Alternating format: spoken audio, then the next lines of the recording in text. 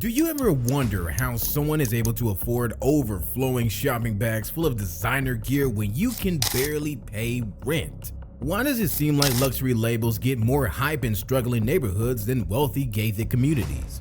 If it costs a fortune for those logo-laden clothes and accessories, how are so many regular people able to flex Gucci, Supreme, and Yeezys? We used to make snap judgments seeing decked out outfits and assume their owners came from money. But the numbers actually tell a really different story. Yes, you heard that right. Today, we want to discuss an interesting idea that luxury fashion brands actually target and depend on broke people more than the wealthy. Now, when you think of someone dripping in Gucci, Louis Vuitton, or Supreme, you probably assume they have money to blow. Yeah, I mean, why else would someone spend $500 on a t-shirt or $2,000 on a handbag? But what if we told you? Appearances can be deceiving. A recent trend has shown mainstream luxury brands shifting who they target. Instead of solely focusing on the rich, they now rely on the middle class for a huge chunk of sales. This seems surprising, but research has uncovered some fascinating reasons why average income folks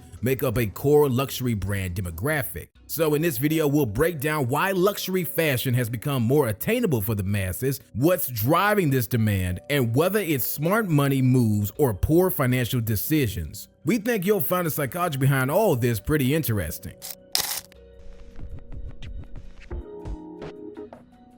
First, let's talk about the data showing rising luxury fashion consumption. Income inequality has continued worsening globally. The rich get richer while middle and lower class wages struggle to keep up with inflation. You would expect economic uncertainty to mean people spend less on expensive clothes and accessories. Shockingly, the opposite happened. For example, LVMH, the French company owning luxury brands like Louis Vuitton, Dior, and Tiffany & Co., became worth over $400 billion in 2020, the peak of pandemic struggles. Its CEO, Bernard Arnault, briefly even became the richest man alive. Several factors explain this surge in luxury spending against all odds. Research confirms income inequality itself encourages more luxury consumption across income levels. The wealthy can afford to live up to their opulent purchases. Meanwhile, poor individuals buy luxury items to keep up appearances despite tighter budgets. In addition, stimulus checks during COVID gave many younger, lower-income consumers their first taste of luxury items. Rather than save or pay bills, they treated themselves to status symbols like designer kicks or handbags. This signifies shifting attitudes where luxe goods became aspirational purchases starting early on. So income level hasn't stopped the allure of flexing designer items. But what's actually driving this appeal for mainstream consumers? It turns out luxury brands masterfully tap into human social psychology, our obsession with status symbols to signal worth to others. Just like a peacock's feathers or a stag's antlers attract mates by displaying survival strength, we rely on conspicuous consumption. By wearing expensive clothes, driving sports cars, or owning Rolexes, we hope to convey money, success, and power. Of course, the wealthiest folks like Jeff Bezos don't need special logos to prove net worth. Their household names speak for themselves. So luxury fashion more effectively targets social climbers, those aiming to look richer than they are. Research analyzed Google searches showing lower income households and regions disproportionately look up luxury purchases compared to wealthy areas. Economists link this to status insecurity. When you lack money in an unequal society, appearances must overcompensate. The more extreme inequality, the stronger social pressures to save face through artificial displays like clothing. So brands rely on middle-class, fake it till you make it mentalities far more than old money passing discreetly between generations. These mind games also explain knockoff demand. Why else would people knowingly buy counterfeit versions of $1,000 sneakers and bags? Beyond legal or ethical issues, Copies sold on Canal Street or DH Gate allow folks consciously more concerned with impressing others than actual quality or longevity to participate in the clout game. And social media multiplied the visibility factor. Likes, comments, and influencer endorsements further tempt buyers deciding between rent or the latest Yeezy drip. So next time you judge someone stretching their budget for luxury fashion, recognize the societal pressures and insecurities often underlying these purchases. We just covered why average income shoppers now make up a huge portion of luxury brand revenue. But does greater mass market accessibility mean diminished prestige and exclusivity? Well, it's complicated. Big fashion houses attempt walking this fine line through manufactured scarcity tactics. Take Supreme's famous limited item drops causing hype beasts to line up for box logo tees. Or brands like Louis Vuitton destroying unsold bags each year. By seeming unavailable, they retain an elite aura.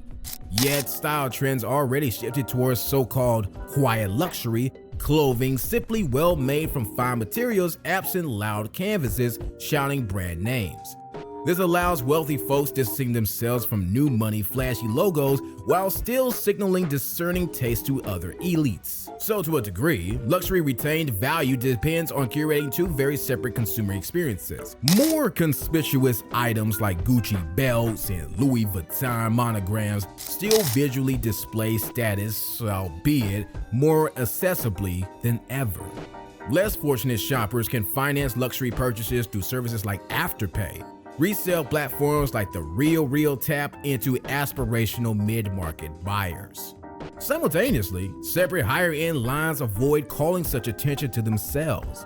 This style resonates most with old money sensibilities. When you come from generations of wealth, you needn't announce designer labels so loudly. However, fast fashion effectively democratized this pared-back aesthetic for the average consumer. Brands like Uniqlo, Everlane, and COS took inspiration from designer quality and materials, but cut cost via inexpensive manufacturing. So really wealthy folks migrated further towards bespoke fashion, using their connections to commission one-of-a-kind garments from ateliers. Everyone else determines personal style priorities around originality versus affordability. At the end of the day, purchasing power speaks loudest when deciding true exclusivity. To wrap things up, mainstream luxury brands greatly expanded their addressable market by making status symbols more attainable to the middle class. Providing financing programs and collaborating with mass retailers diminished exclusivity, but actually increased profits. They'll likely continue chasing aspirational buyers, balancing fragile budgets with desires for social signaling.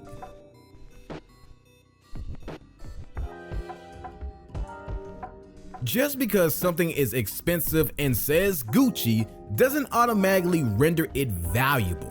The most sustainable mindset sees through branding to assess an item's practical merits and personal worth.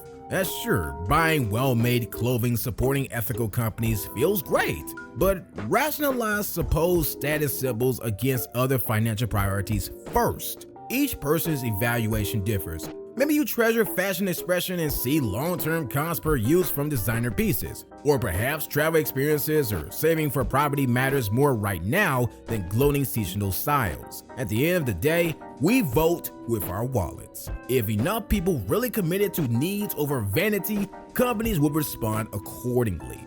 But asymmetric information makes it easier choosing familiar logos, implying worth versus investigating origins and fairness behind items promoted far less loudly.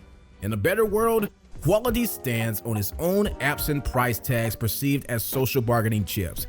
If you love how something looks and feels, who cares whether it's considered luxury? But we don't live in a perfect society.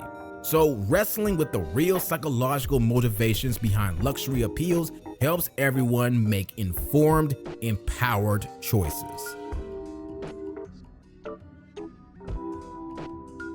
Well, that's all for today. Let us know your thoughts in the comments. What designer collabs or high fashion drops caught your eye recently?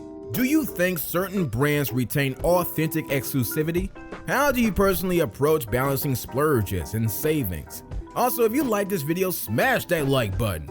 Leave us a comment sharing your thoughts on luxury brands and let me know if you want more fashion industry topics covered. And don't forget to subscribe and ring that notification bell to join the community. Thank you for watching, and we will see you in the next one.